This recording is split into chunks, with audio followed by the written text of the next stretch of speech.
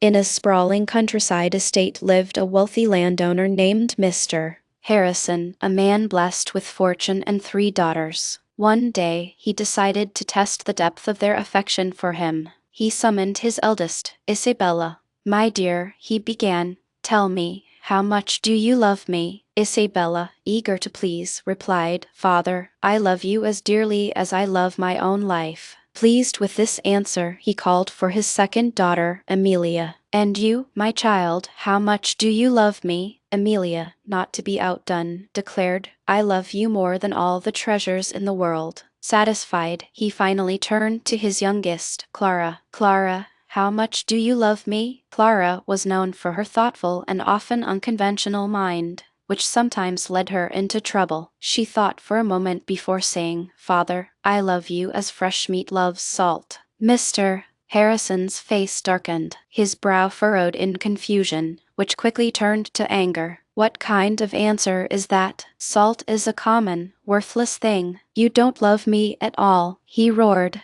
"Get out of my sight. Leave this house and never return." In his fury, he cast her out of their home. Heartbroken and alone, Clara wept. But she was resilient and knew she had to survive. She wandered for days until she reached a wide, marshy riverbank. There, she gathered armfuls of long, sturdy rushes and wove them into a rough cloak. This cloak was large enough to cover her from head to toe, completely concealing her fine clothes beneath. She continued her journey until she arrived at a grand manor. Determined not to reveal her noble birth, she decided to seek work as a humble servant. "Do you have need of a kitchen maid, or perhaps a cook?" she asked at the service entrance. "No, we have all the staff we need," came the reply. Seeing her desperation, Clara pleaded, "I have nowhere else to go. I don't ask for wages, only a bit of food and a place to sleep by the fire. I will do any job, no matter how difficult, and I promise I will cause no trouble." The head of staff relented.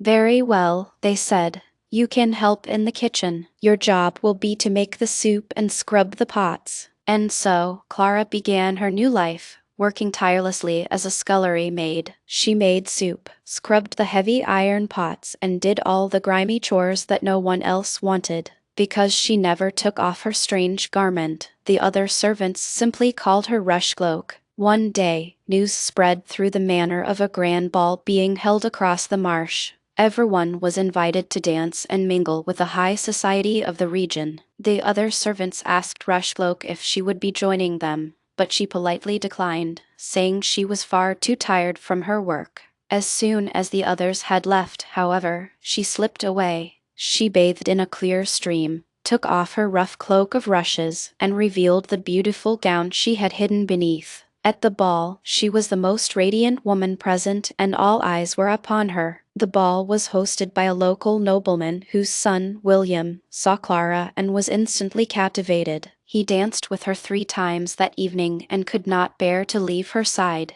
But as the night drew to a close, before he could learn her name, Clara slipped away, returned to the manor, and put her rush cloak back on, pretending to be fast asleep. The next morning, the other servants buzzed with excitement. "Oh, Rushcloak, you missed the most incredible sight. The most beautiful woman in the world was there." The young master, William, could not take his eyes off her. "Oh," Clara said meekly, "I wish I could have seen her." "Do not worry," they told her. "There is another ball tonight, and surely she will be there again." That evening, the same scene repeated. Clara claimed she was too weary to go, but once alone, she transformed herself and went to the ball. William had been anxiously waiting, his heart soaring when he saw her enter the room. They danced the entire night, and he never let her out of his sight. But just before the final dance, she vanished once more. When the servants returned, they found Rushcloak asleep by the cold hearth. The following day, they lamented, "Rushcloak, you missed her again. The young master is completely smitten. You must come to the final ball tonight. She will definitely be there." So, for the 3rd time, Clara stayed behind only to appear at the ball as the mysterious beauty. William was overjoyed. He danced with her relentlessly, asking her name and where she came from.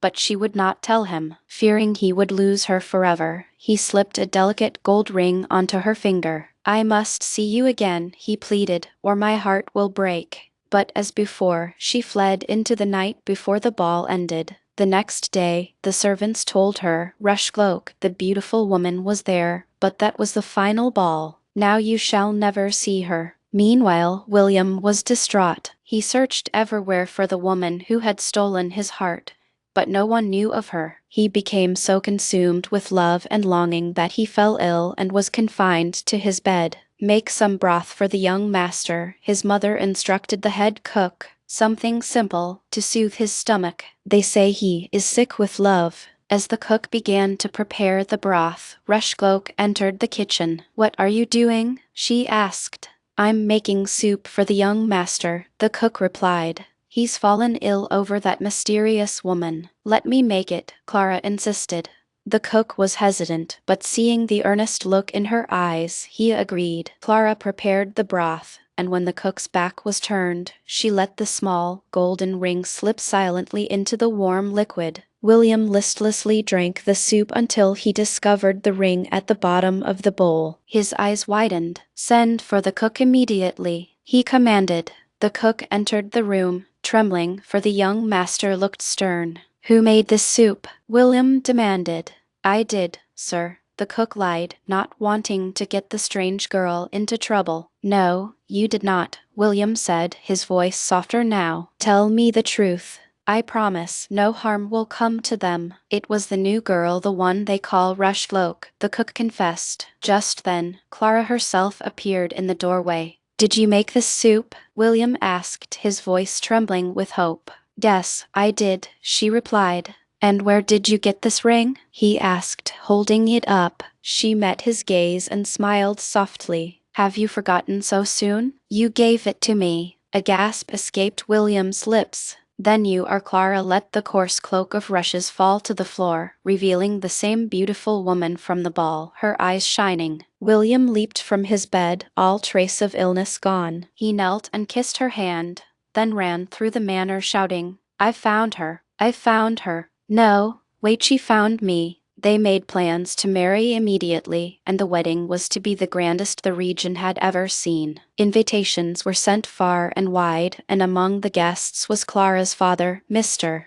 Harrison. She told no one of his identity. Before the wedding feast, she went to the cook with a strange request. I want you to prepare every dish for the feast, but you must use no salt at all. But it will be tasteless. The cook protested. That does not matter, she insisted. Just do as I say. The cook shook his head. First you insist on making the soup. Now you want food with no salt. You are a peculiar girl. Clara simply smiled. The day of the wedding arrived. After the beautiful ceremony, the guests sat down for the feast. The food looked magnificent, but as they began to eat, a wave of disappointment spread. It was all completely bland. Clara's father, Mr. Harrison, tried dish after dish, his expression growing more puzzled. Finally, he took a bite of the tender roasted meat, and to everyone's surprise, he burst into tears. William rushed to his side. What is the matter, sir? He asked. Oh, the old man sobbed. I had a daughter once, my youngest. I asked her how much she loved me, and she said, I love you as fresh meat loves salt. In my foolish pride, I thought she mocked me. I cast her out. But now I understand. Salt is what gives meat its flavor, its value. She loved me most of all, and for all I know, she could be gone forever. No, father, I'm right here, a soft voice said.